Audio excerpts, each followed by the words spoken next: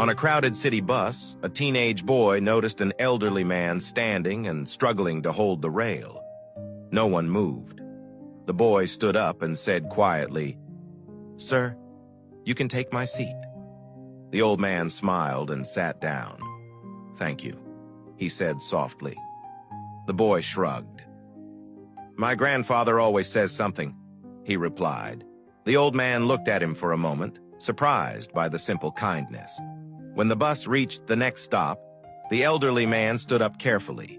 Before leaving, he placed a gentle hand on the boy's shoulder. "Thank you, son," he said. The boy nodded and the old man stepped off the bus. They never saw each other again. Years passed. The boy grew up and life wasn't easy. One evening, he sat nervously inside a courtroom. He had made a mistake, and now he was waiting to hear the judge's decision, waiting to hear what would happen to him. His hands were shaking as the judge entered the room. Everyone stood. The judge opened the file and looked down for a moment. Then he paused. Slowly, he looked up at the young man. His eyes narrowed as if trying to remember something.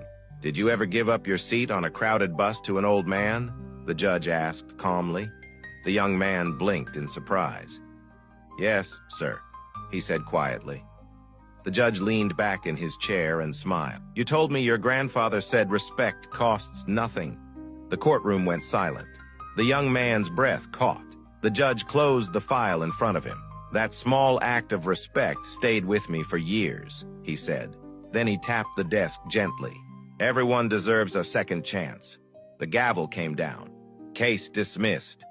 The young man stood there frozen, tears forming in his eyes. Sometimes the smallest act of kindness comes back when you need it the most. If you believe kindness always returns, leave A in the comments. In a prison cafeteria, an inmate sat alone at lunch when a new prisoner came to his table. "Can I sit here?" he asked quietly. Everyone else said no. The older inmate looked up slowly, then nodded. The new prisoner sat down, clutching his tray. After a moment, he whispered, "They already took half my food." The older inmate glanced across the room. A few men were laughing. Without a word, he split his own meal in half and pushed it over. "You'll need strength in here," he said. The younger man hesitated. "Why are you helping me?" The older inmate shrugged. "Because the first week in here decides what kind of man you become." From that day on, they ate together. Quietly. No big conversations. Just shared food and silent protection. Months later, the younger prisoner was suddenly transferred. No goodbye. Just an empty seat at lunch. Years passed. The older inmate finished his sentence and walked out with nothing but a small plastic bag of belongings. No one was waiting. Life outside wasn't easy. No job would hire him. No landlord would trust him. One afternoon, he sat in a courtroom for a routine hearing about his parole conditions. The judge entered. Confident, calm, familiar. The judge looked down at the file, then paused. His eyes softened. "Mr. Turner," the judge said slowly, "do you remember sharing your lunch with a scared 19-year-old in Block B?" The former inmate's breath caught. The judge continued, "You told me prison doesn't get to decide who I become." A silence filled the courtroom. "You gave me dignity when everyone else tried to take it." He closed the file gently. "Parole conditions reduced. You deserve a real second chance." The gavel came down. Sometimes the man who sits beside you at lunch becomes the man who decides your future. If this touched you, hit like and share it with someone who needs hope today. Comment.